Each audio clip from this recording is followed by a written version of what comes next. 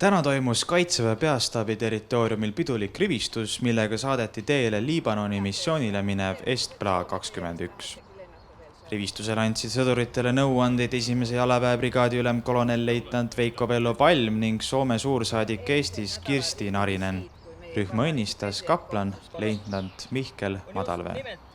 Nagu räägitakse, siis selline rahulikum piirkond, mis võib lihtsalt iga hetk murduda. Seega eks ootame ja näeme. Kas paneb nii närveerima ka? Otseselt mitte, ei ole eriti närviline inimene.